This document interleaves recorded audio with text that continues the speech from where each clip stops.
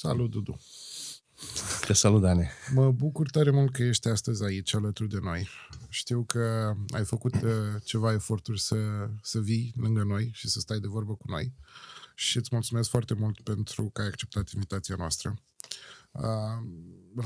Rar suntem așa binecuvântați de prezența unui spirit atât de pozitiv cum ești tu. Și mă bucur că ai venit tare mult. Ce mai faci? Salut, Daniel, și mulțumesc tare mult pentru cuvintele frumoase. Am zis că tot n-ai zis, hai, na bine, hai să venim să schimbăm o vorbă. Și ce să fac? Apreciez frumosul și anulez nonsensul.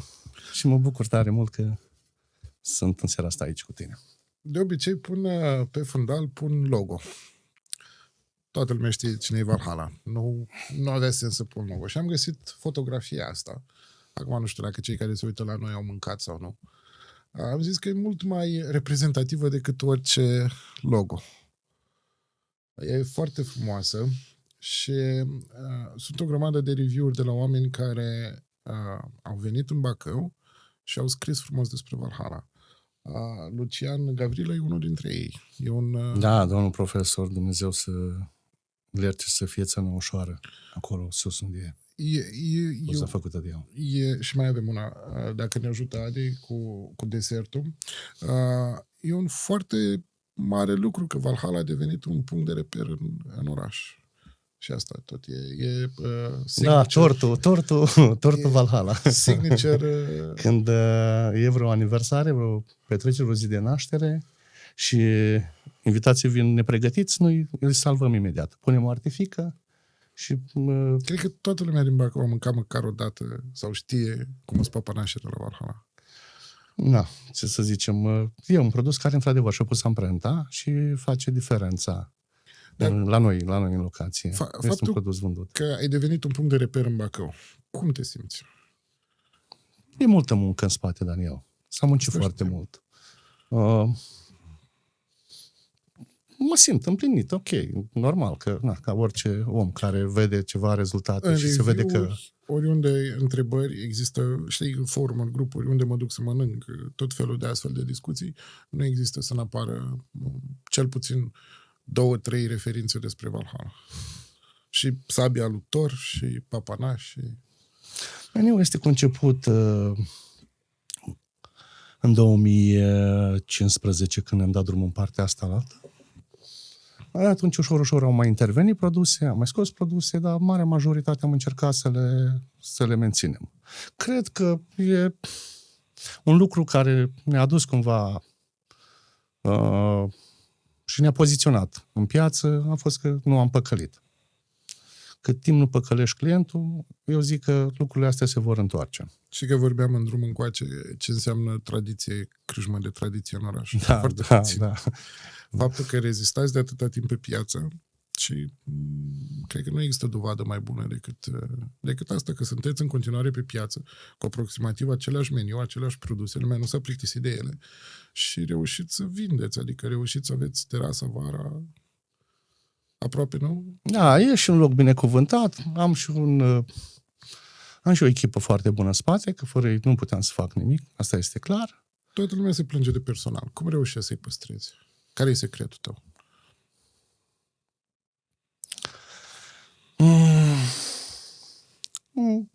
Ce să zic acum? La noi e o familie acolo, Dani. Chiar ne înțelegem unii cu ceilalți, unii pe ceilalți, ne acceptăm, ne suportăm și uite că până la data asta la care vorbim, în echipă sunt oameni de 7 ani, de 6 ani, de când am deschis. Care i-ai format. Da. Și au rămas lângă tine. Da. Acum pe 8 martie facem 9 ani de zile și mi-aduc aminte că prima dată când eram la stadion, am avut prima dată acolo la stadion. Da, sus pe marginea stadionului. Aveam o echipă de eram exact 9 oameni. Am mai venit și Bertalan, 10 oameni. Și acum cât sunt? Era gol acolo. Și gândește-te, când nu ai treabă, așa, toată lumea vrea un ciubuc, vrea un salariu, vrea un pic de activitate, vrea să-și pună în valoare talentul. Că na. Și stăteam de vorbă cu ei și le spuneam, țineți minte că o să ajungem printre primele 3 crâșme din oraș. Da, toți râdeau, da, și acum, când ne întâlnim, că marea majoritate din cei au fost atunci și-au luat zborul și-au plecat, alții afară, alții s-au reorientat, spun ce dreptate aveai, Dudu, atunci, pe vremea aia. Uite că ți-ai pus amprenta. Acum, cred că suntem undeva, nu știu să spun, vreo 28-32 de oameni, că am avut team building-ul acum și nu știu. E foarte mult. Știu, imediat vorbim și de team building. Știu că în fiecare an îi duci pe toți într-o locație, închizi câteva zile și... Da. Unde ați fost anul ăsta? La Durău. Foarte frumos. Am fost la Durău, am chiriat o pensiune acolo. Am fost cu toți 2 zile. A fost fain. Team building? Da, toată lumea asta mă întreabă. Am ținut foarte mult să vizionăm filmul ăla împreună acolo cu toți și asta așa și întâmplat. N-a ieșit, că nu s-a întâmplat. Nu era ușor, nu? Nu a venit echipa din Oltenia.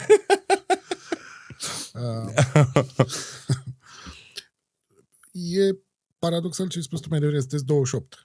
Lumea vine, vede o suprafață de 200-300 de metri pătrați, Da. unde se cântă, unde se mănâncă, se servesc băuturi. Ce fac 28 de oameni acum? Păi avem echipa de pe Par mulți, bucătărie, foarte mulți. da? Avem echipa de barman și ospătare. Ia, Iar când asta nu se zic, vede din cu față. 28, e adevărat. Mai avem și contabilitatea, mai avem Absolut. și PR-ul, mai avem... Na. Oameni care nu se văd din oameni față, care nu se văd, care nu sunt în front office. care trăiesc din ce produce Valhalla, toți. Bineînțeles, da. Pentru mine cea mai mare mulțumire este că colaborăm de foarte, foarte mult timp. Pentru mine, la ora asta, să ai o echipă de 6 ani, de 7 ani, mie mi se pare formidabil. Pentru că vrem sau nu vrem, asta e situația. Sau vrem să acceptăm sau nu, un tânăr la momentul ăsta nu poți să-l ții mai mult de 5-6 ani, maxim. Decât dacă vrem să facă carieră în acel domeniu. Da, să zicem că da. Și sunt cazuri foarte rare. Cazurile sunt foarte rare, așa este, corect. Dar un tânăr, și când vorbesc de un tânăr, vorbesc de 20 de ani plus, până în 30 de ani, e foarte greu să-l ții și să-l motivezi mai mult de 5-6 ani. De la Valhalla, care au plecat și au deschis business-urile. Bineînțeles, cum să nu. A fost o pepinieră foarte bună, Valhalla. Foarte bună, da. Și sunt mândru de cei care au rupt cordonul umbilical și mai sunt ceva au plecat locații, mai departe. Vorbeam mai devreme, mai sunt ceva locații, Horeca, în Bacău. Dar parcă nu există, nu știu, nu-i destul. Parcă nu există concurență, să spun așa. E singurul loc unde vin trupe și concertează. Acum s-a deschis Hotel Fiald, care e și sponsorul nostru și acolo încercăm să facem același lucru. Foarte frumos. Să dezvoltăm partea asta de muzică live, de concerte. Nu știu dacă ai fost la Hotel Fiald, la pub. Am fost de mai multe ori, când merg acolo frecvent la saună și...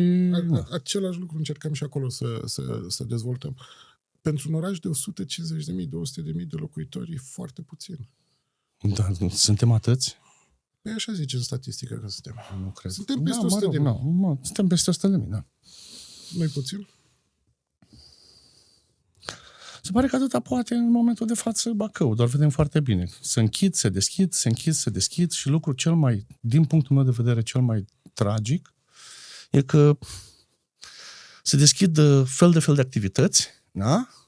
Și să rămânem aici pe domeniul Horeca, fel de restaurante, săli de nunți, corturi și tot felul de...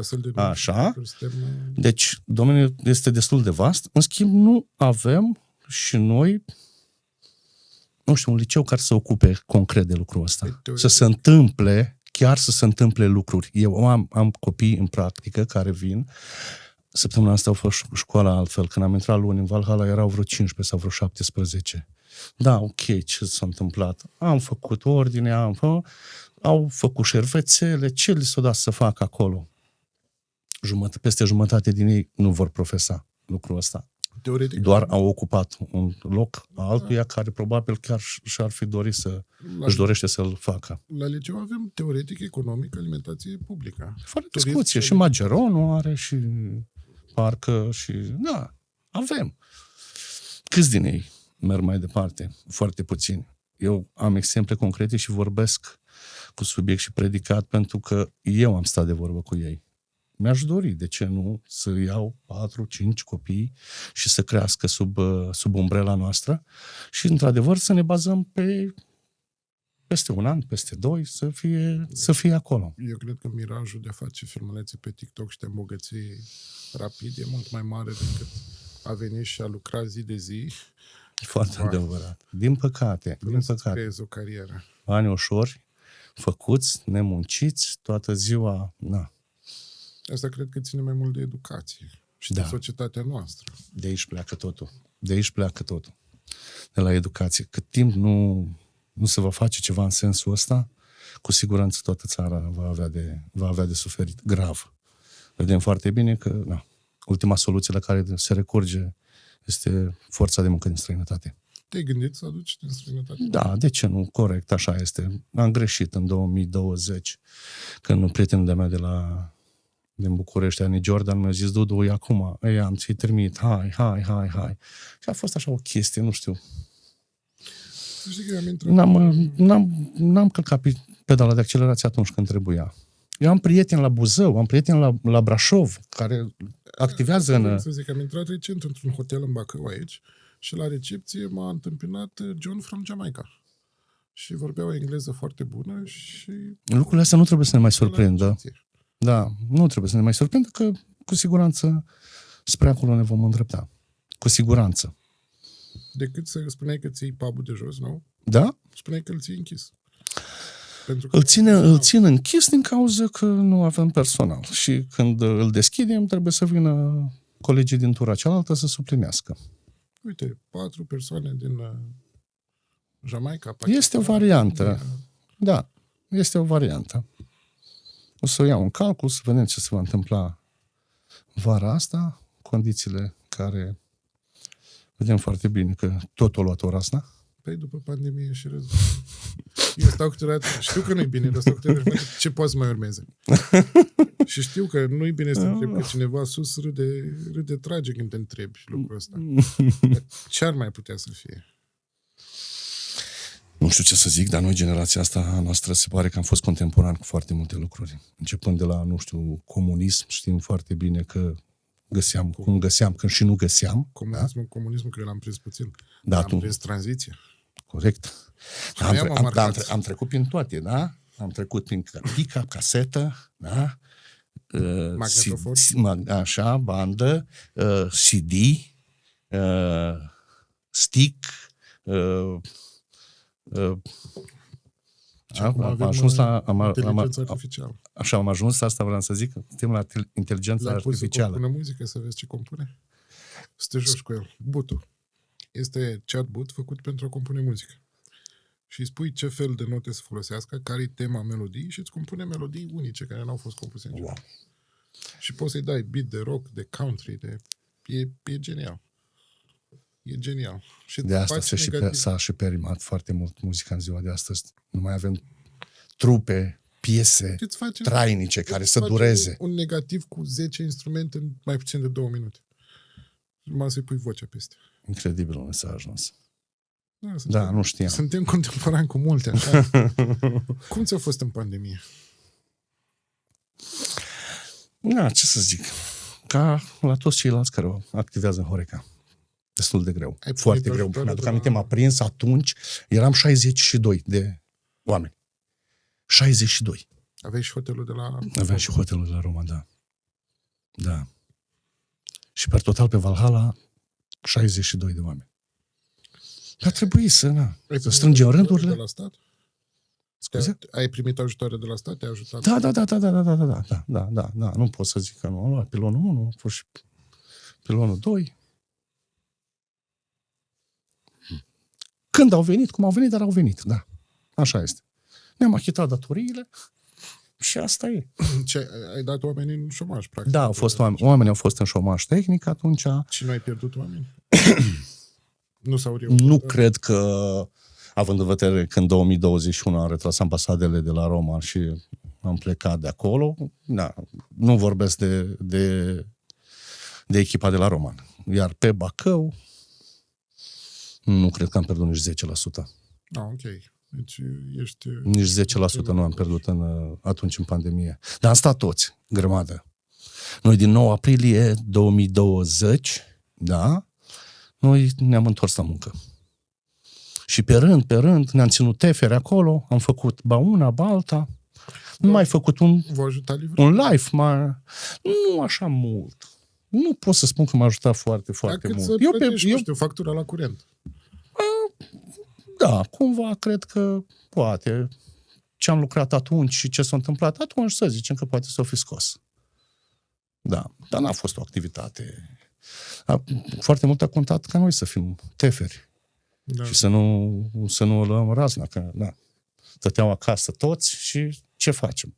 Mai vorbeam pe... Sigur, o săptămână e fain să stai acasă. Nu zic că nu, este foarte adevărat. Eu mă aduc aminte că cred că în 16 martie s-au închis, nu mai cred că așa.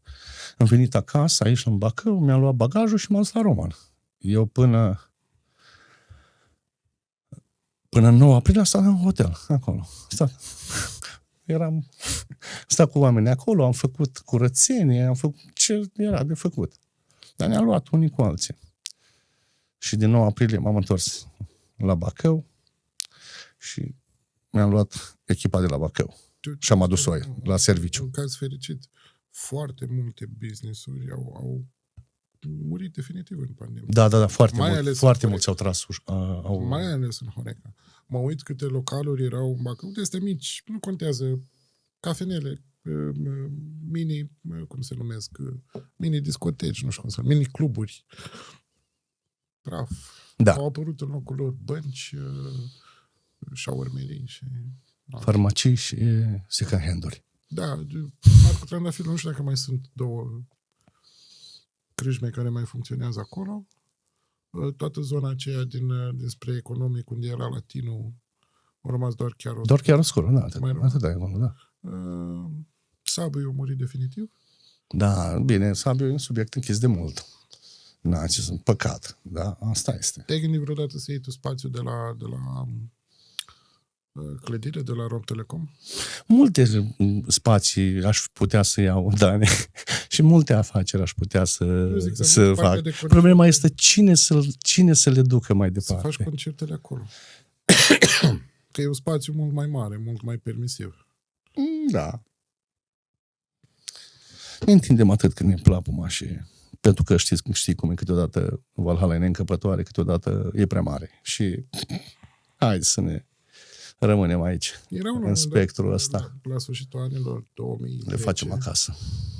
Erau câteva locuri unde chiar puteai să ieși în oraș. Da, foarte adevărat. Care au dispărut. Da. Și nu au fost înlocuite de altcineva. Nu mai e stage-ul. Nu mai e stage-ul. Se întâmplau lucruri și acolo. Sunt birouri. Da. Un loc foarte fain, unde eu mergeam frecvent acolo. Nu cred că Cosmin o să vrea să mai investească vreodată în Horeca. Nu, sub nicio formă.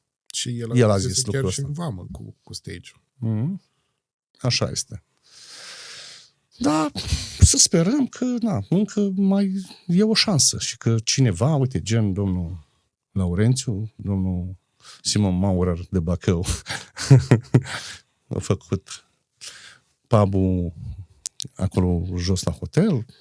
Să sperăm că, uite, mai sunt, ușor, poate, ușor. De a crea și de a aduce public și de a da loc oamenilor, pentru că dacă n-ai scenă unde oamenii pot să performeze, partea culturală și așa e vai și amar de capul. Da, este foarte Dacă adevărat. nu le dai și spațiu pe scenă și loc pe scenă, pentru că, în primul rând, ce s-a gândit la Fial, s-a gândit pentru local, pentru oamenii care activează local, să-i cunoască lumea, să cânte, să aibă unde să se întâmple lucruri. Să se lege conexiuni, să se socializeze, să se întâmple lucruri. Pentru că nu mai ai spațiu de genul ăsta. ești tu care mai faci concerte și aduci trupe din afară, care faci și local și în afară de tine, mai zi-mi unul care faci. Au costat foarte mult la început, să știi, Daniel, n-a fost simplu. Multe au fost pe pierdere, foarte, foarte multe. N-am considerat că decât să bag bani în reclamă, mai degrabă Și acum să se întâmplă lucruri. Ai avut stand-up care l-ai anulat că nu aveai bilete. Pe 1 martie, da, am anulat, din păcate. Na. E foarte neplăcut Ce faci? să anunți anularea unui eveniment, da? Na. Îți asumi la 10 evenimente, îți asumi și unul care nu este. Nu, cam toate evenimentele, nu neapărat că... Da, evenimentele trebuie susținute. Că ai acolo destul de multe treburi în spate care țin de cazare, țin de mâncare, țin de... Cheltuieli. Sunt cheltuieli care alea trebuie susținute. Nu... Trebuie să le asumi, să ți le bugetezi. Absolut. După care... Dar nu poți să susții la nesfârșit. Asta este foarte adevărat. Adică poți să susții 1, 2, 3, dar la un moment dat trebuie să și încasezi. Clar. Pentru că altfel pui la cât pe ușă și ne amintim, o să trecem pe acolo pe faci. Aici a fost odată Valhalla, știi? Da, așa este. Și apoi am trecut și în zona asta de mainstream un pic că dacă le țineam doar după capul meu și ce-mi plăcea mie, cred că era închis de mult pe partea de evenimente. Bine, acum nu știu dacă e chiar mainstream ce faci. E mai mainstream decât ce era înainte, dar tot e de nișă. Da. Încă nu a venit încă uraganul. Păi nici nu o să vină vreodată. Nici nu o să vină vreodată. În schimb, am avut, acum 2 săptămâni, a fost Taraf de Caliu. Da. Dar o muzică frumoasă, o muzică lăutărească, o chestie E bine să plăcută. diversifici. Da. E bine să diversifici. Și nu tot ce e muzică lăutărească e și proastă. Există muzică lăutărească de foarte bună calitate. Foarte adevărat. Doar că sunt puțini oameni care o cântă și știu să o cânte. Da, și îmi doresc cumva ca Valhalla să fie o intersecție de genuri muzicale. Ce urmează? Ce vine? Ce ai pregătit? Concerte, mă refer. Păi, am avut Boschito, acum am Om la Lună. Astăzi, da. Astăzi e... Noi o să ne difuzăm săptămâna viitoare. Deci da. O să fi fost deja Om la Lună. Da, a fost. Om la Lună. Ce urmează după? Mai ai ceva pregătit? Da. E calendarul până nu mai făcut. Nu uit o țără doar să văd pe date. Așa, pe 10 trebuia să fie Domino, dar l-am anulat. O trupă foarte faină din Sibiu. În 17 Martie. Cred că e Melting Dice, da. Și pe 18 am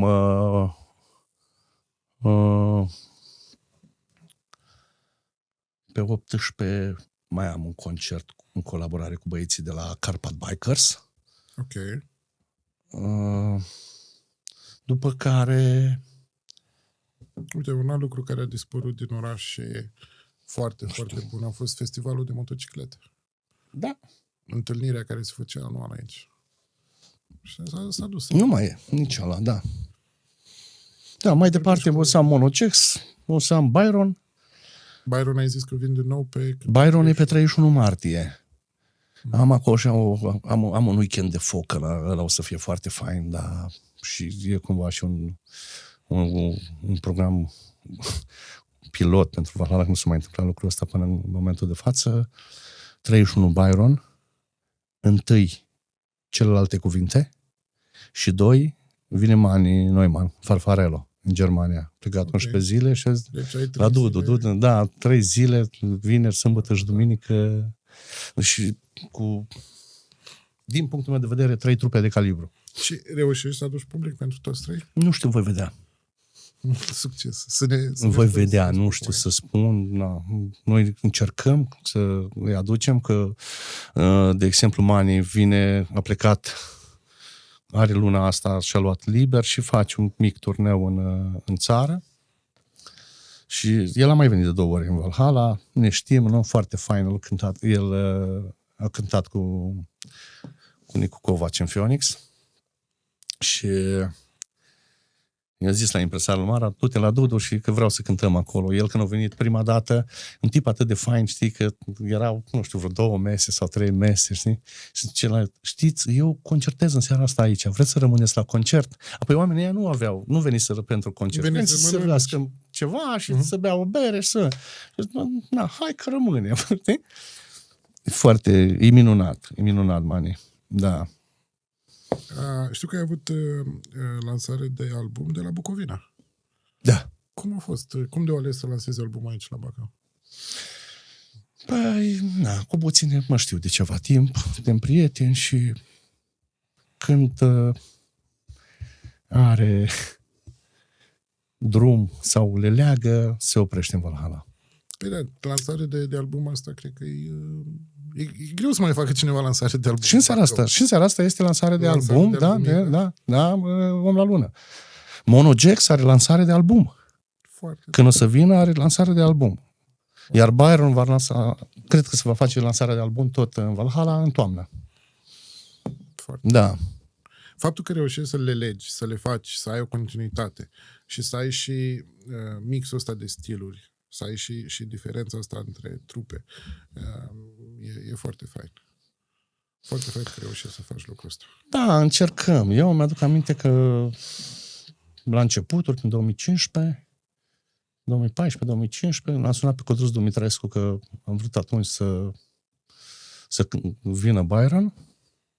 Deci nu mă știam cu el, aveam numărul de la, nu știu, de la cine. Îl sun pe Codruț și zic, Codruț, știți, bună ziua, domnul Dumitrescu, de la Bacău, Dudu sunt, în buletin Timofti Gheorghiță, dar o să ne vedem și aș vrea și eu, dacă se poate, facem și noi un concert cu Byron. Și domnul Dumitrescu, pe vremea aia, îmi spune în felul următor, mai aduce și voi oameni la concerte. Pentru că am venit ultima dată în Bacău și am avut 13 oameni la Byron, iar domnul Byron a vrut să lase de muzică. A trebuit să stau cu el de vorbă, să duc la psiholog. Deci așa ceva nu i s-o mai întâmplase. A fost destul de, cum să spun, un pic ieșit din context cum m-a luat. Știi? Da, domnul Dumitrescu, ne cunoaștem de undeva, de unde până unde, știți că o să aveți sau nu o să aveți, știți ce fac, știți cât pot sau cum. Dar, într-adevăr, la vremea aia, probabil cuvintele astea m-au responsabilizat și m-au motivat. Da. Că concertul nu a avut așa de mulți oameni, au avut vreo 60, până 70 de oameni. Împreună cu Roxana, fost asociată, i-am sunat și i-am chemat ca la nuntă, știi? Cu confirmare de primire, știi? Da. Să știm ce facem, știi? Cât și ușor, na. Care a fost concertul în care, știu că pompier și asta, dar cât ai avut cel mai mult la un concert? Capacitate. Capacitate legală. Care a fost concertul la capacitate legală? 185 de persoane. Cine a concertat atunci? Mai multe trupe. Da? Da. Au avut numărul ăsta de persoane. Și cel mai mare flop care l-ai dat? Cu cine ai dat? Nu știu să spun acum. Cât ai avut atunci la cel mai mare flop? Ai avut 10, 15, cât ai avut? Care l-ai făcut? 10-15 persoane? Da. Le-am anulat. Le-ai anulat? Ok. Ba nu, am avut. Da, nici nu știu. Știi că dacă nu... Primul concert a fost așa. Bun, dar lasă-l pe primul. Nu se pune. Primul nu se pune. În rest a fost decent. Numai cine nu face lucrul ăsta și cine nu muncește în domeniu nu înțelege cât de multă muncă e să organizezi, să chemi, să faci bilete, foarte adevărat. Să programezi, pentru că sunt foarte mulți oameni implicați și toți au programul diferit și trebuie să-i sincronizezi pe toți la program. Da. Că oamenii ăia vin poate de la jumătate de țară depărtare. Și bineînțeles, am cargo acum. În formula asta nouă? Păi ce nouă? Înlocuită. Da, Maestru Bărar. Dumnezeu să... Știu că mai cântă Kempes. Țărână ușoară. Nu are nicio legătură Kempes cu Cargo. Deci Kempes a fost la Cargo, Kempes are trupa lui. Știu că e separat. Va avea concert în Valhalla în septembrie, deja e și prenotat, că n-am mai reușit în ultimul timp să pun niciun concert cu Ovidiu și nu știu ce Dumnezeu s-a întâmplat. Și acum Georgiana chiar a luat un pic atitudine și a zis, bă, gata, nu se mai poate. Nu am mai venit la Bacău de atâta timp. Și, nu. Și cargul când vin? 24. Mai, aprilie, iunie? Martie? Ok, deci Cred că luna da. asta. Da, 24 martie, da. Cred că da. Eu le punctez, dar fiind foarte multe, nu pot neapărat acum să le spun din Da, din dacă îmi memorie. trimiți, uite, facem așa. Îmi trimiți un calendar mâine și îl bag la montaj și îl afișăm peste discuție ca să-l vadă toată lumea. Ok. Ca să știe exact lumea ce planuri să-și facă. Ok. Practic, tu, așa păstrând proporțiile, înainte ce era Casa de Cultură și concertele care se făceau la Casa de Cultură, s-au mutat la tine. Na, Și... e un punct, e un reper pe partea asta de evenimente și tot ce înseamnă trupe, stand-up. Uite, avem grupul Vouă, de exemplu, acum. Îmi vine grupul Vouă. Încerc un pic să diversificăm acolo toată treaba asta, să nu stăm doar într-o... Eu știi ce? Eu aș merge la un spectacol cu Dor Octavian Dumitru. A fost Dorul de multe ori. A fost? Da, a fost de multe ori. Nu l-am prins. Da. De multe ori înseamnă, nu știu, de vreo 3 ori a fost, cred că. De 3 ori, da. În Valhalla. Și cel care a fost la Vacanța Mare înainte, mi se pare foarte, foarte contemporan acum. Nu Mugur Mihaescu, celălalt. Radu Pietreanu, da. Radu Pietreanu. Și cred că ar fi interesant să... Păi nu, am vorbit cu el, am numărul lui. Și că a trecut Trebuie doar să o cancer, pune. are o poveste... Da. E un supraviețuitor, e un luptător. Așa este. De asta vara am stat de vorbă cu dânsul. A fost la noi pe terasă. Da. Nu se întâmplă numai neapărat în Valhalla lucruri, că se întâmplă oarecum, deci nu orașul ca un tot unitar.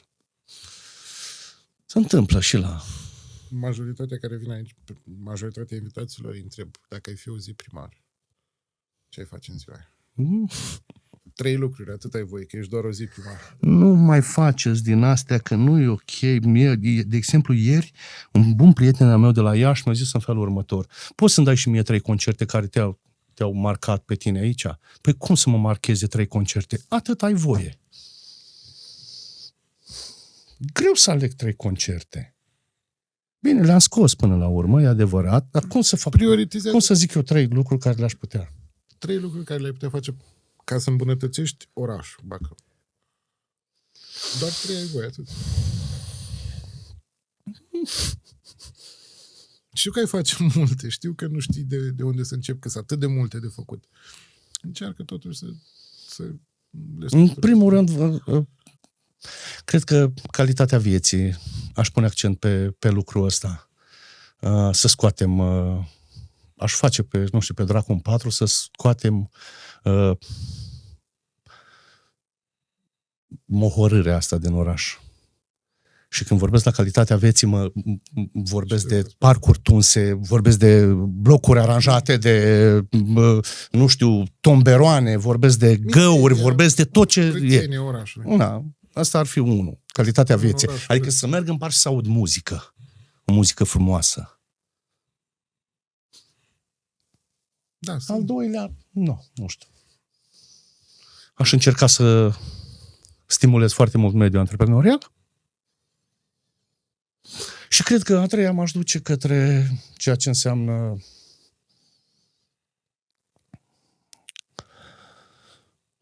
școli și spital. Educație și sănătate. Pentru că dacă n-ai o educație sănătoasă și o bază solidă, ca cei ce ies de acolo să aducă plus valoare. 99,9% educația au numit-o. Da? Asta mi-a venit în... Dar e interesant cum o hotărâre orașului și ai perfectă dreptate, pentru că Detaliile astea sunt foarte semnificative și lumea nu-și dă seama cât de important e să trăiești într-un ambient plăcut și vesel. Pentru că îți dă starea de spirit a populației. Așa este. Știi că discutam că săptămâna trecută a fost invitat aici primarul și discutam cu acel regulament de estetică care a fost votat. Un an de zile s-a așteptat să intre în vigoare și pe aia, în Consiliul Local s-a votat amânarea cu punerii în aplicare cu încă 2 ani. Ăștia suntem, nu vrem să dăm înainte. Și nu Consiliul Local e vinovat. Noi, ca și populație, ne place să trăim în mizeria asta, în morcerla asta în care trăim zi de zi. Cât timp nu se va vrea, cu siguranță nu se va întâmpla nimic. Iar politica pe mine, nu prea, am stat un pic departe de ea. Îmi place, nu pot să zic că nu, nu. Nu, pentru că e o adevărată știi că șaradă. Suntem legați, mediul antreprenorial și mediul politic. Nu poate să existe unul fără altul. Bineînțeles, clar, fără discuție. Se văd orașe unde, într-adevăr, mediul politic a susținut și a încurajat mediul antreprenorial. Iar acolo rezultatele nu au întârziat să apară. Și după aia mediul antreprenorial întoarce către cultură. Este logic către... că vine înapoi, dar cu aceeași măsură. Cât timp nu se va face nimic, pentru că peștele de la cap se împute, dar se curăță tot timpul de la coadă. Iar noi, ăștia micii, trepădușii, care stăm, muncim, nu ești susținut, împins, nu se întâmplă nimic în Bacău. Poate nu se întâmplă, dar... Sau poate se întâmplă, dar nu știi că se întâmplă. Sau poate că se întâmplă, dar nu la o scară atât de mare la cât ar trebui să se întâmple. Corect. Pentru că dacă la fiecare scară de bloc se aprinde câte o lumânare, asta nu înseamnă că avem lumină în oraș. Corect. Nu? No, toată lumea spune că nu se întâmplă. Da. Am pregătit niște imagini. Adi, ajută-ne și vreau să vorbim un pic despre imaginile astea, pentru că mie mi se par geniale. Asta e cea mai soft, așa. Ce tare e asta. Ne încălzim.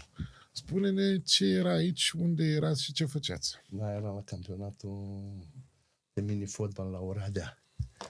Da, povestește-ne un pic că oamenii nu știu Golden Boys și care e istoria ta cu ei.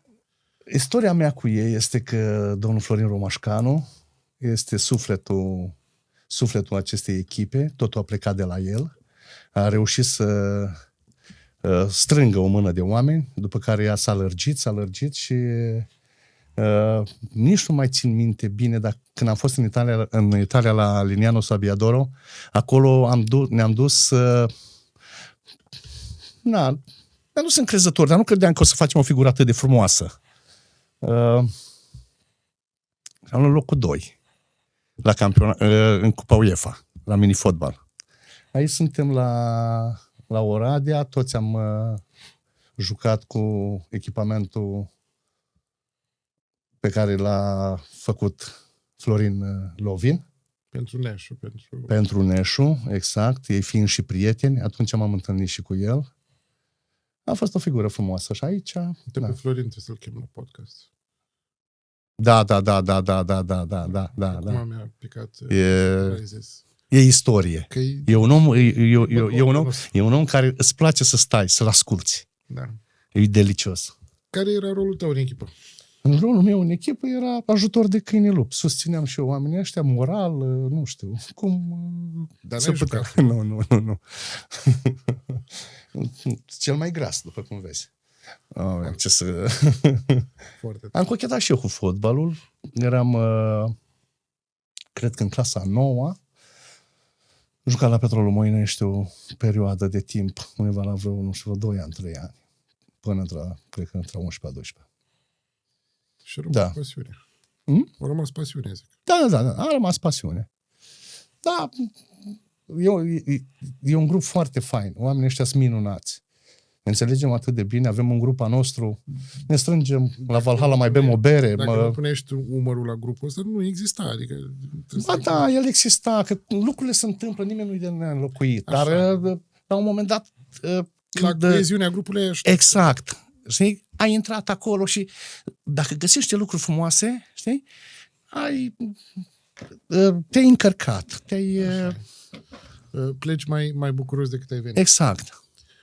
Să ne dea de următoarea poză. Asta știu că e la Roman. Asta e la deschidere de la Cramă. Da, în Crama de la Roman. Foarte interesantă ținută, ce să zic. Am astea, cojoacele astea. Le-am luat, nu mai știu să spun anul. Și le mai purtăm așa la evenimente din astea. Ești pe partea asta tematică tradițional de daci liberi și...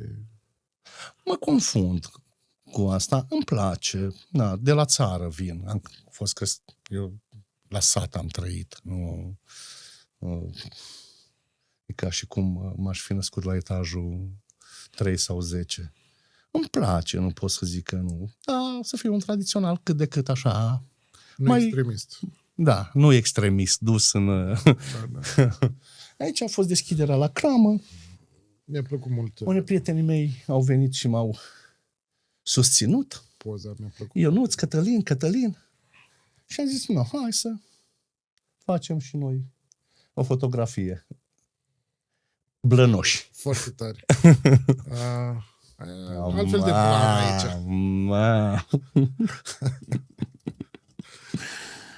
Da, aici asta este poza de la Suimaton.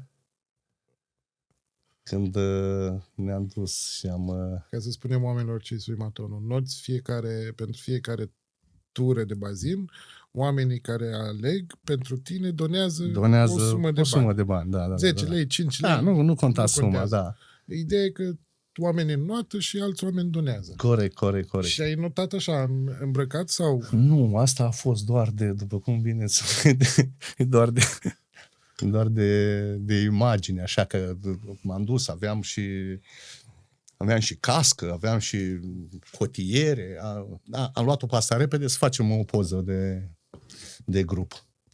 Cât ai notat atunci? Nu mai știu să spun. Eu știu o tură, 2, 3, nu știu să spun. Pentru că, eu nu ți era vârful de lance acolo și am mai avut vreo câțiva notători buni. Știm că s-a strâns o sumă destul de ok. E foarte fain evenimentul ăsta. Sper să continue. Să sperăm, da. E foarte fain. Și foarte bună costumația. Aici avem altfel de blană. Da. Deci am luat toate blănurile de pe Facebook. Nu mai sunt blănuri pe Facebook. După cum bine vezi, e aceeași blană ca în poza din bazin. E un pic upgradat. Aici ești viking.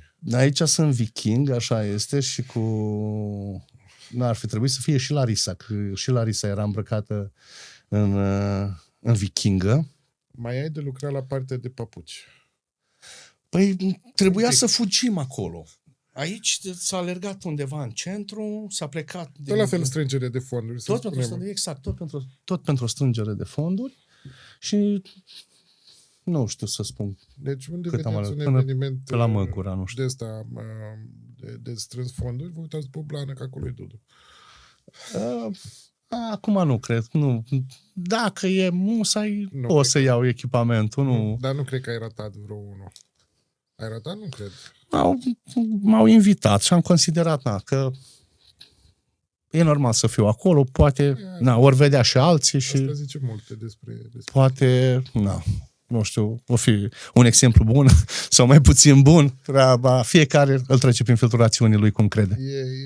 Asta zice foarte multe despre tine și foarte fain că mergi la astfel de evenimente și ești, până la urmă, încerci să întreții atmosfera și să-i faci pe alții să... Da. E foarte fain. Alt fel de blan avem aici. Aici erai Braveheart. Aici eram Braveheart, da, așa este. Asta e din 2015. De la deschidere, nu? Din 2015, cred că de la... nu știu ce-o fi fost atunci. Halloween, ceva. Halloween, da. Sigur a fost Halloween. Că mă uit în toată lumea, da. Cicatrici cred că este de la un Halloween. Da.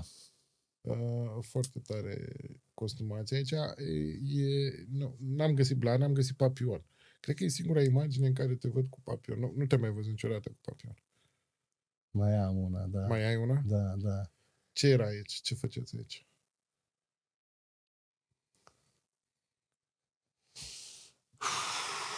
Cred că aici au fost... L-am avut pe Emeric Imre, că văd acolo și în spate, îl văd pe Jimmy Laco. Și Jimmy Laco cântă cu Night Loser și cu Emeric Imre. Sigur, nu a fost Night Loser atunci, a fost Jimmy Laco. A fost un concert, ne-am întâlnit cu toți. N-am știut exact ce seară a fost. Claudiu Șerban. Te-am văzut pe tine cât de aranjat și pregătit e și a zis, bă, sigur a fost o seară specială aici. Cu siguranță, cine știe, veneam de undeva. Veneai de undeva. Veneam de undeva, da. Okay. Nu. Am înțeles. Cătălin, veneam de undeva, sigur. Am înțeles. Da. Okay. Mai avem Adi? Da. Spune-ne aici.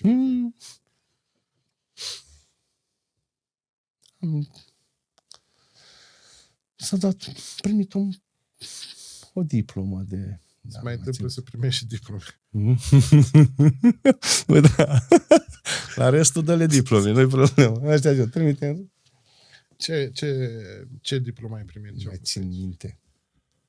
Mi-aduc foarte bine aminte că evenimentul ăsta s-a ținut unde acum are Laurențiu Prodea, Evans, Burger, ce are el acolo, da. Pe Vasile Alexandri. Pe Vasile Alexandri, bravo, da, nu mai țin minte. Și asta e destul de veche. Am multe care, multe sertare mi se șterg, că mi se întâmplă atât de multe. E normal. Și dacă nu... Spune-ne asta despre ce... E la fratele meu, la Cătălin, acasă. Am făcut un ceaun. Ei iepure ceaunul? Nu. Comentariile la poze erau că tu ai prins iepurile. Iepure era? Și de asta am întrebat. Cred că iepure atunci, da. Sigur e iepure. Da. Stăm la el pe terasă. Ne mai strângeam înainte, mai aveam obiceiul ăsta. Și da, am făcut un iepure, sigur. Mi-aduc aminte și acum, da. Da.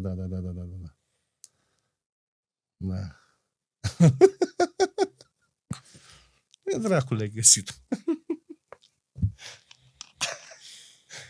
Eram cu Cătălin Răuță și am făcut poza asta că lipsea Cătălin Tarcău de lângă noi, știi? Și ne întrebam, unde ești? Genială poză. Da, foarte faină. În special mustața, deci... Da, Cătălin pe vremea aia așa se purta, da. Deci cred că petrecea un pic... Muncea mult, extraordinar de mult. Creme, tot felul de balsamuri, era obsedat cu treaba asta. Obsedat. Foarte, foarte mult mi-a plăcut și poza asta. Și asta cred că e din team building, dacă nu greșesc, nu? Nu. Nu e din team building? Nu. Aici cred că era ziua mea. Cred eu. Aici suntem pe terasă. Ok. Ce tineri erau toți. Și poza asta este din 2017. Vezi, e bun Facebook-ul acela. Da, din 2017. Că era Larisa, era Cosmin, da. Și noi eram mai tineri. Codruț, da, atunci a fost 2017-2018. Atunci. Da. Aolea. Asta e altă pasiune de-a ta. Să spunem oamenilor că mai mergi așa din când în când și la... Da, mergeam și la Airsoft, da. E un grup foarte fain și acolo, incredibil. M-au primit foarte bine, merg la Airsoft din 2014. Ți-ai luat o bilă aici, că sângerai acolo pe obraz. E o poveste gravă. Nu-i gravă deloc, scuză-mă. E o poveste întreagă. Mers de multe ori și nu mi s-a întâmplat niciun eveniment de genul ăsta, dar atunci când am plecat, era o acțiune de noapte și când am plecat din... Asta e făcut a doua zi. Când am plecat vineri, am plecat în acțiune, s-a făcut briefing-ul, după briefing, hai. Și la care un tip din squadul nostru zice, dar nu ți iei masca? Și am zis, bă, du-te cu masca ta, un joc de atâta timp fără mască, fără... ai grijă ce vorbești, că s-ar putea să ți se întâmple. Eu zic asta. Ca drept dovadă, am luat o bilă acolo. Dar nu ți-a rămas semn. Nu, doar a fost o pișcătură.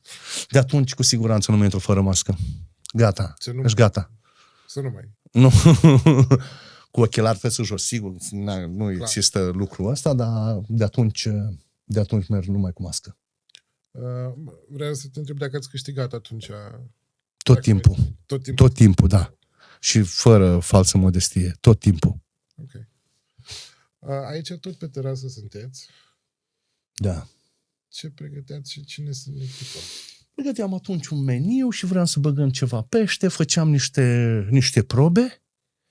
Codruț era vioara întâi pe bucătărie, Doina, Alin și Ștefan. Vedeți-mă că așa arată probele la Valhalla.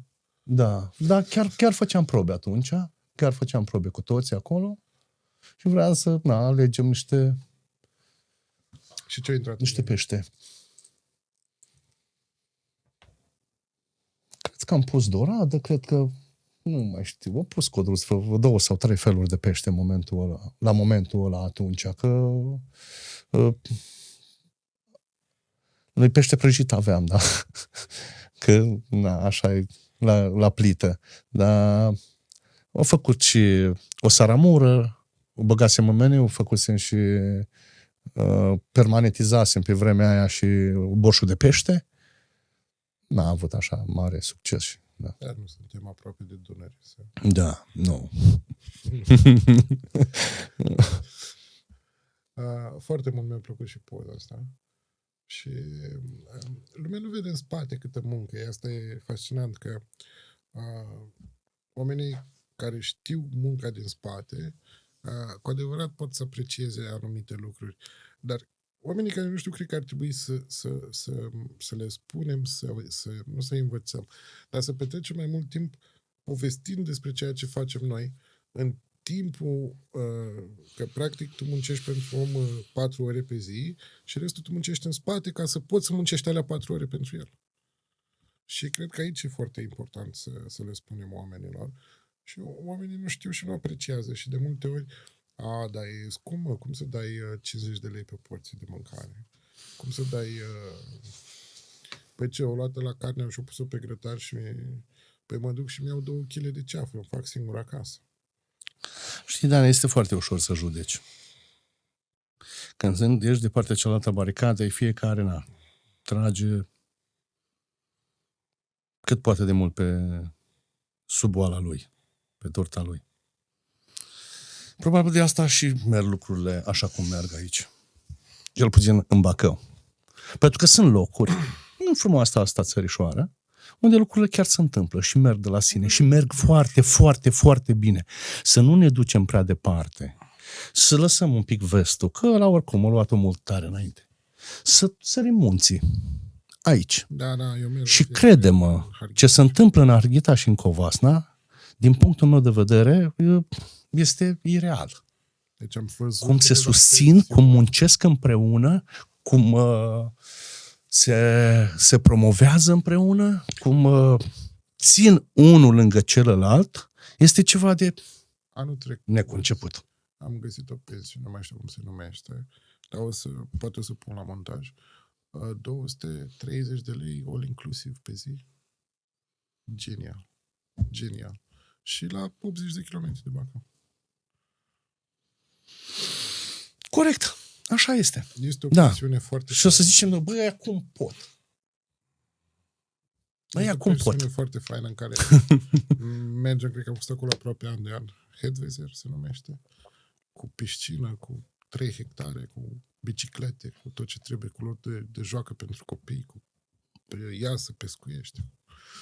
Da, aia cum pot. Uite, e o bună întrebare. Da. Aia cum pot. Stau acolo să intre ei. Restaurant să mă așez și în maxim 10 minute să nu fie mâncarea pusă în față. Sunt mai bine organizați, nu știu. Deci ce să zic? E fascinant. Da, că tot ziceai că... A fost la un restaurant de mare renume, a fost la Hanu Ancuții și a stat 3 ore să mai aruncă un fel de mâncare. 3 ore e un pic cam mult. Spre 4. 3 ore spre 4. Noi ne-am luat niște steluțe care ne-au scăzut un pic ratingul pe terasă. Dar sunt 400 de oameni, 300 de oameni. Asta spun că când seara este plin. Și se stă. Dar nu s-a scos mai târziu de o oră, jumate. Ne-am uitat, am făcut și noi o analiză să vedem. Nu înțelege lucrurile astea pentru că tu nu stai cu mâncarea gătită în avans. Eu dacă merg în bucătărie și le zic, bă, fetelor, dați-mi și mie ceva să mănânc, da? Te pune la coadă. Păi nu, una că mă pun la coadă, ce este și normal, dar mă întreabă, ce vreți? Păi ceva ce este? Păi nu este nimic. Asta zic. Nu este nimic. Ce să dă? Nu este. Nu înțelege lucrurile. Nu este. Se gătește atunci totul să la faci. comandă. Dacă la fast food stai, nu știu, 15-20 de minute, la fast food. Conceptul de fast food e diferit. Cât ar trebui să-ți fac o coastă de la zero? Haideți un pic totuși să... Cât costă, cât timp ne ia să facem un platou cu 6-7 cărnuri diferite? Oamenii nu înțeleg că la o masă unde sunt 4, 5, 6 oameni și comandă fiecare ceva diferit, se gătește individual pentru fiecare. Bineînțeles. Nu o oală cu frigărui de unde scoți frigăruile, o oală cu coaste de unde scoți coastele. Nu. Toate se fac atunci. Atunci. Ar trebui educată, cred că ăsta e cel mai bun cuvânt. Cred că ar trebui să faci, poate, ziua porților deschise, care să iei pe oameni să... M-am gândit și la lucrul ăsta. În bucătărie, bineînțeles, cum să nu? Cu dragă inimă, chiar mă gândeam să fac lucrul ăsta. Asta vreau să-l fac la Mărgineni, la Carmangerie. Mi-am făcut o carmangerie. Știu. Și asta aș vrea să fac acolo. Într-adevăr, să vadă că tot ce se întâmplă la Dudache, acolo totul este pe natural. Mărgineni și nu în Bacău? Natural. De ce nu ai un punct de vânzare și în Bacău? Asta vreau să te întreb. O să deschid un magazin. O să ne deschidem un magazin. Dacă aș mai avea 3 lucruri pentru care să merg în Mărgineni, mi-ar fi mai simplu să merg pentru 4 lucruri. Dacă să merg în Mărgineni doar ca să cumpăr niște carne de la tine... Da, corect. Foarte adevărat. Știu foarte bine lucrul ăsta. A funcționat un pic. Am avut o încercare cu un punct de vânzare acolo pe terasă la Căsuțe. Da, iarăși a fost criza personalului. Eu zic că poate avem noroc și se termină și crizele, nu? După pandemie, după război, după inflație, poate reușim să avem și noi o vară cât de cât normală. Poate, da, de Dumnezeu, să întâmple și lucrul ăsta, dar eu zic că e destul de greu.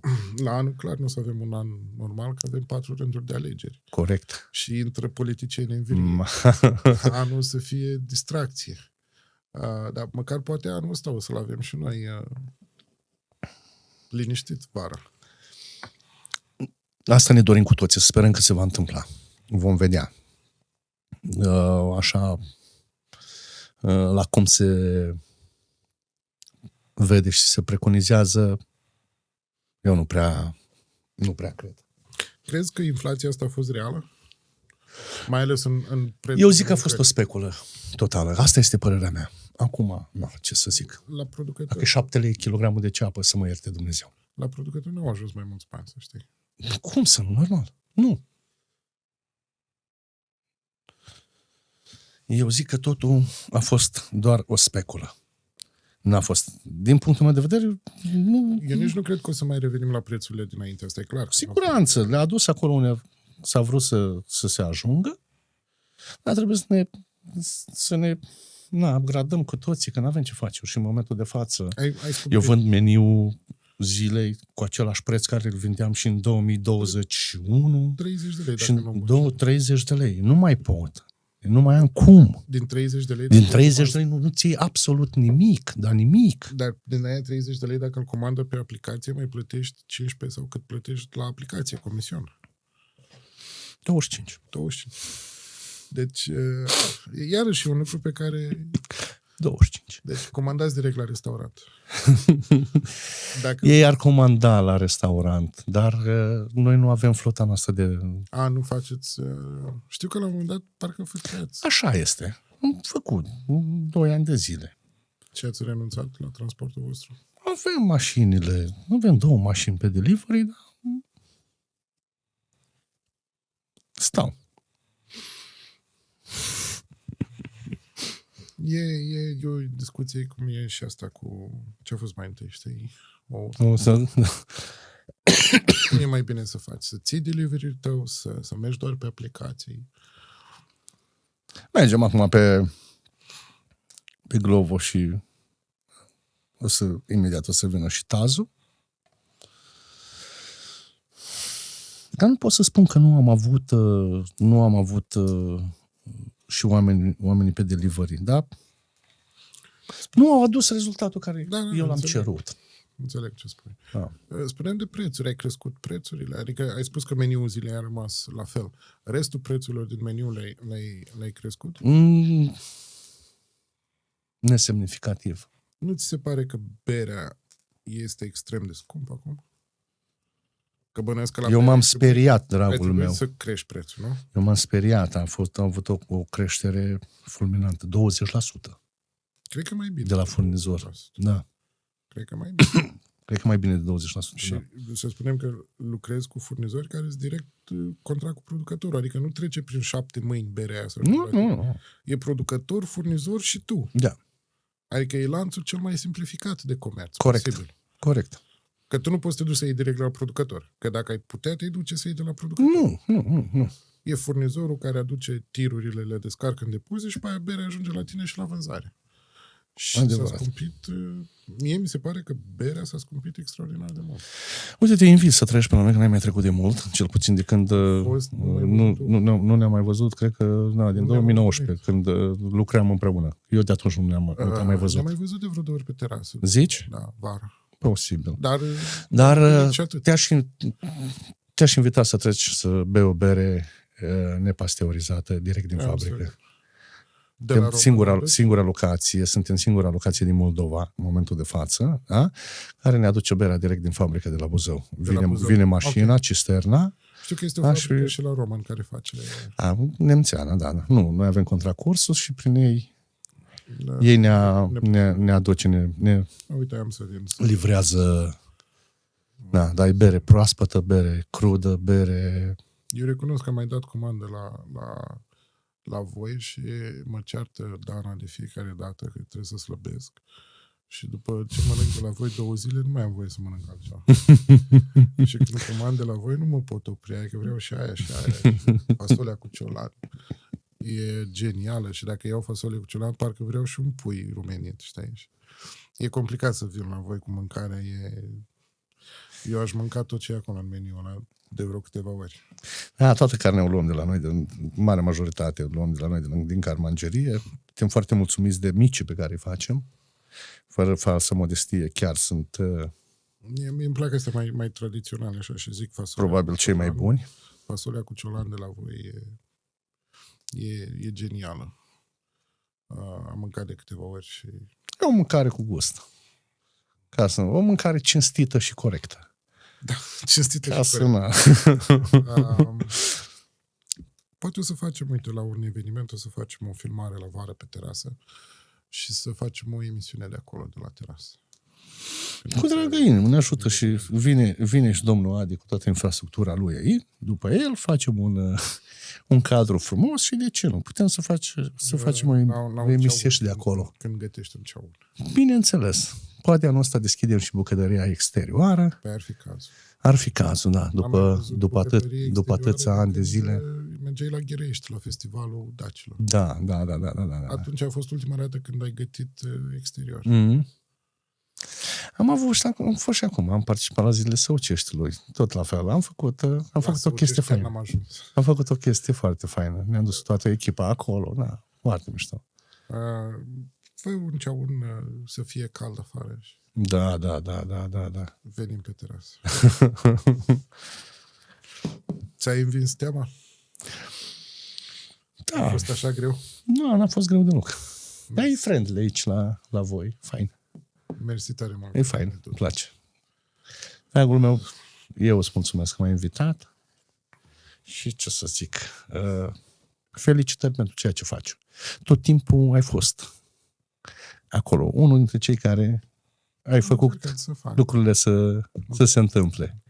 Și când am văzut că faci podcast, uite mă, Daniel. Te-am cunoscut pe tine, te-am sunat. Ți-aduce aminte, venise pandemia, cu asta că o uit, știi? Adică noi am lucrat înainte, în 2019, da? Da. A venit 2020, tu aveai corturi. Da. Veni să treaba cort, tu aveai corturi. Da. Dacă a apărut țigara electronică, ai avut și tu țigara electronică. Dacă a apărut aia, ai avut și tu aia. Au venit podcast, tu faci și tu podcast. Corturile atunci am făcut festival pentru producători la Cora, pe Esplanadă. Aia am făcut atunci. Nu, dar eu vorbim de igluri. Igluri, da, iglurile. Le-am produs cu colanteria. Da. Am vândut la Aurelius. Da, iglu, m-ai sunat, vrei iglu. Și asta ai. Le-am vândut la Brașov, am vândut igluri la Aurelius, împăratul romanilor, care e unul dintre cele mai celebre hoteluri. Da. Am făcut igluri, da. Mi-am adus aminte. Nu eu personal. Nu, era în colaborare, da. Alea ai spus tu corturi, ok. Da. Bine, așa mi-au venit, igluri, nu. Eu te-am cunoscut pe tine prima dată în 2016 era, când aveam nevoie neapărat de o locație să fac un concert, să făceam o strângere de fonduri și te-am sunat, nu te cunoșteam și am zis, uite, fac asta, am și eu nevoie să mă ajuți cu locație și cu Adi Năstase. Și am zis, da, vin. Și ce am făcut? Te-a refuzat? Nu, n-a refuzat pe nimeni. Da, și mai ales... N-a refuzat pe nimeni niciodată și, da. Vali Răcil a venit atunci...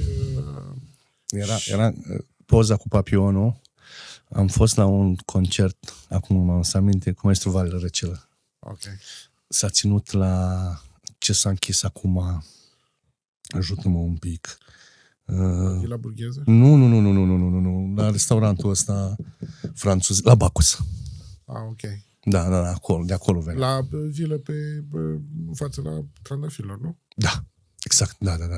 Eu așa te-am cunoscut pe tine, că am făcut acel concert și l-am organizat singur. Și... Da, cred că am dat o bere, nu? Da. Am dat ceva, nu? Și a fost unul din cele mai faine. Cred că am strâns atunci, peste o tonă de portocale. Era în fața... S-a strâns mult. Da. Acum mi-aduc și aminte, bravo, da. Că aveam toată zona aia plină de unde e DJ-ul până în arcadă, era plin acolo. Exact, intrarea n-a fost. Exact. Intrarea la concert a fost o donație pentru copii. Bravo, da. Și așa te-am cunoscut eu pe tine.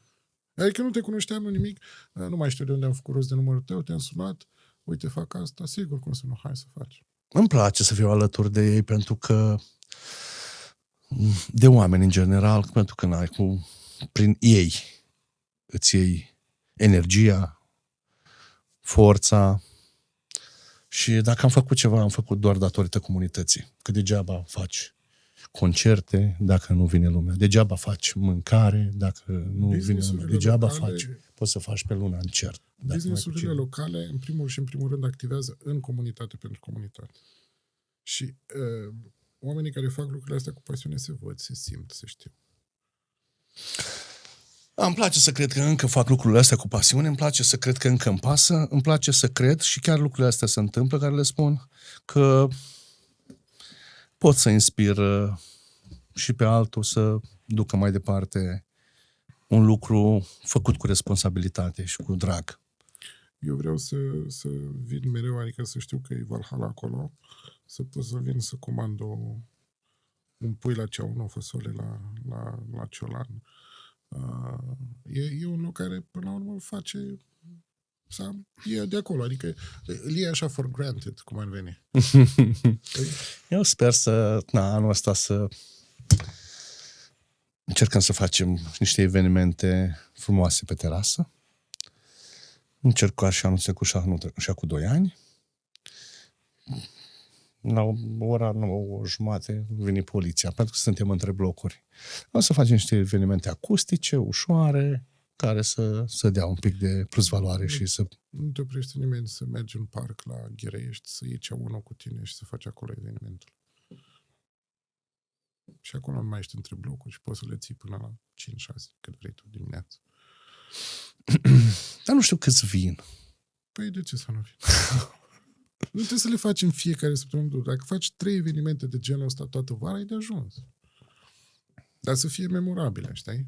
Și restul faci pe terasă până la 9:30. Da. Dar alea 3 care le duci până dimineață sunt memorabile. Și le faci acolo. Sperăm să... Adică Sper soluții că anul sunt, ăsta numai să... să ai tu forță de muncă și putere de muncă, că soluții se găsesc. Da. Asta doresc și eu tuturor. Mulțumesc tare mult că ai venit. Cu mare plăcere, Și cu sper să mult mai drag. stăm de fapt. Cu mult drag, Daniel, și să ne vedem cu bine. Mersi tare mult, Tutu.